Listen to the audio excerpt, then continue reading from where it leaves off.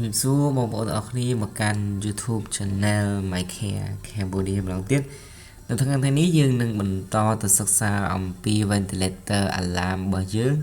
ហើយវីដេអូនេះគឺយើងដកស្រង់ត្រង់ alarm មួយដែលមានឈ្មោះថា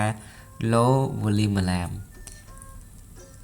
តើ low volume alarm គឺវាមានអត្ថន័យបែបណាយើងទៅទស្សនាទាំងអស់គ្នាអញ្ចឹងនៅពេលដែលយើងគិតពី volume មានន័យថាជាចំណុះខ្យល់នៅក្នុង ventilator ជាធម្មតាចំណុះខ្យល់នៅក្នុង ventilator គឺបានមកពីការ set ទៅលើ tidal volume tidal volume គឺជាចំណុះខ្យល់ដែលចេញហើយនឹងចូលសួតនៅពេលដែលយើងដកដង្ហើមចូលធម្មតាអញ្ចឹងជាធម្មតាម៉ាស៊ីនត្រូវការច្បាច់ខ្យល់ទៅតាមបរិមាណដែលត្រឹមត្រូវទៅឲ្យសួតដើម្បីឲ្យអ្នកជំងឺអាចផ្លាស់ប្ដូរស្មានបានល្អ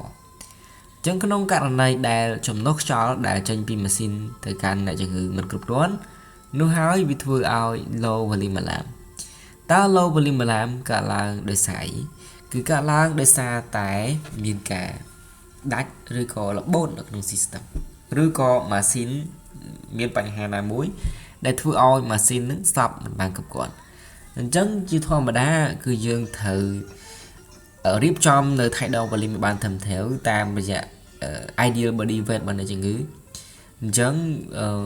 ឧទាហរណ៍មួយបើសិនបើក្នុងករណីដែលយើងគិតគូរទៅលើ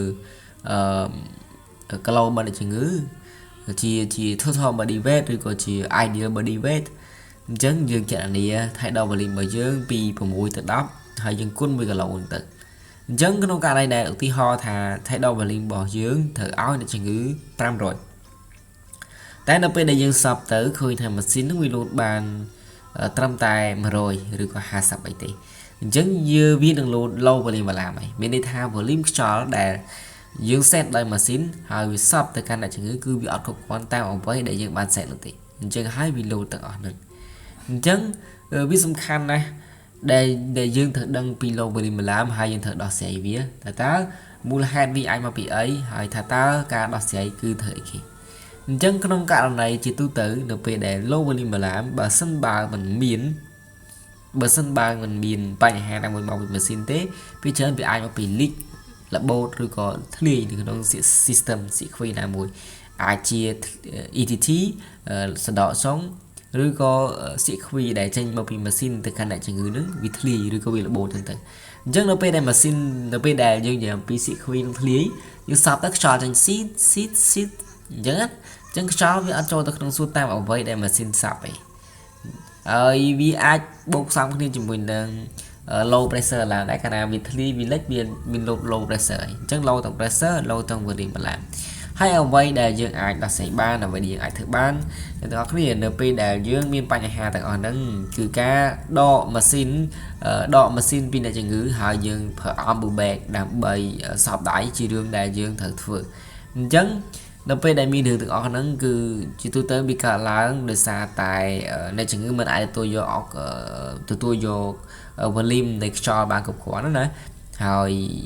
អ្វីដែលយើងត្រូវធ្វើដូចខ្ញុំនិយាយអញ្ចឹងគឺយើងត្រូវផ្ដាច់ disconnect ពី system ទាំងអស់ហ្នឹងយើងយក ambu bag យកមកដាក់ជាមួយនឹងជំងឺសពតែទៅមួយនឹង ETT ហ្នឹងយើងដាក់ភ្ជាប់មក ambu bag ហើយយើងសពជាមួយនឹង ETT ហ្នឹងទៅហើយយើងស្ដាប់សួរទៅថាសួតចូលអត់ណាចូលស្មើគ្នាអត់ទៅ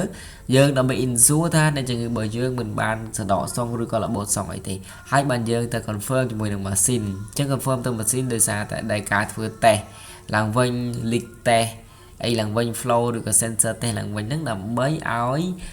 ensure ថាបញ្ហាដែលយើងកើតមានឡើងហ្នឹងគឺបញ្ហាអីគេប៉ុន្តែអ្វីដែលសំខាន់គឺយើងត្រូវ test លើអ្នកជំងឺសិនដាក់ ambu bag ទៅស្ទប់អ្នកជំងឺទៅថាមានខ្យល់ចូលទៅក្នុងសួតអត់តាមរយៈការស្ដាប់ stethoscope អញ្ចឹងណាហ្នឹងហើយ